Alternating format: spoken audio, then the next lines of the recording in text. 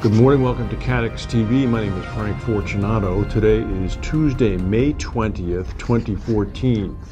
Well, the ratings agency Standard & Poor's came out with a study yesterday saying that the insurance and reinsurance industry is indeed coping pretty well with the increasing number and frequency of extreme weather events as a result of climate changes.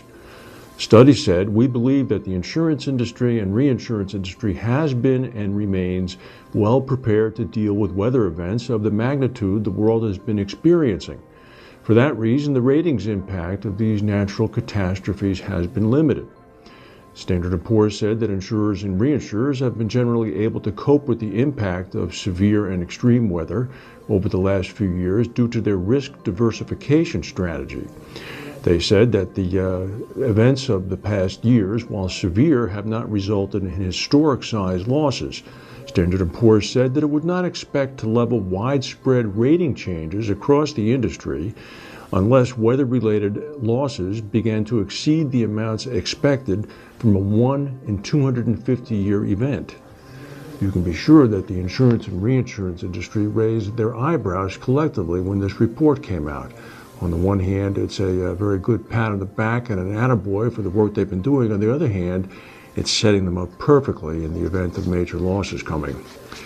The former Beatle Paul McCartney has canceled his entire Japanese tour as a result of a illness that he's apparently contracted. His doctors have ordered complete bed rest for him. He had a number of concerts scheduled in Japan, including weekend concerts in Tokyo and another one at Osaka. He is still scheduled for a concert in Seoul, South Korea on the 28th of May, followed by 19 performances in the United States. The main airport at Larnaca in Cyprus has been closed as a result of a bomb scare. It was shut down earlier this morning. This comes just one day before U.S. Vice President Joe Biden is scheduled to arrive for a 3-day visit to Cyprus. Credit Suisse became the first big bank in 20 years to own up to criminal wrongdoing yesterday when it pled guilty to U.S. charges that it willfully helped Americans evade taxes. Credit Suisse agreed to pay $2.6 billion in fines related to sham entities that it set up to disguise true ownership of accounts, destroying records, and enabling structured fund transfers to evade reporting requirements. The bank also facilitated withdrawals from undeclared accounts by either providing hand-delivered cash to American citizens or using Credit Suisse's correspondent bank accounts in the U.S.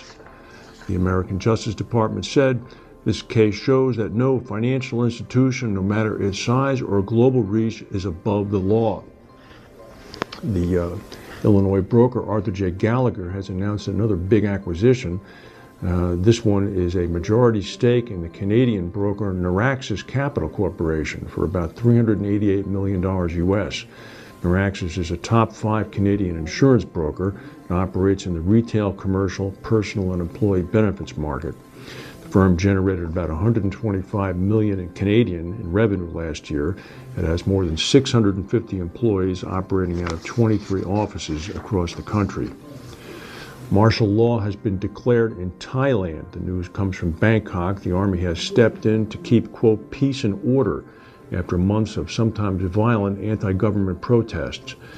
Soldiers have taken up positions around the capital. According to the army, the Royal Thai Army intends to bring back peace and order to the beloved country of every Thai as quickly as possible. They deny that they're staging a coup. They're urging rival political groups to come together and talk. On the 15th of May, last week, a 23-story apartment building collapsed in North Korea. There were apparently 92 different families living in the apartment building. The death toll is unknown, but it's expected to be at least in several hundred. The state media did two things of note. First of all, they admitted that the collapse had actually happened. And the second is that they apologized for the slipshod construction of the building. It was a brand new building. Blame was placed upon the Minister of People's Security, Cho Pul-il.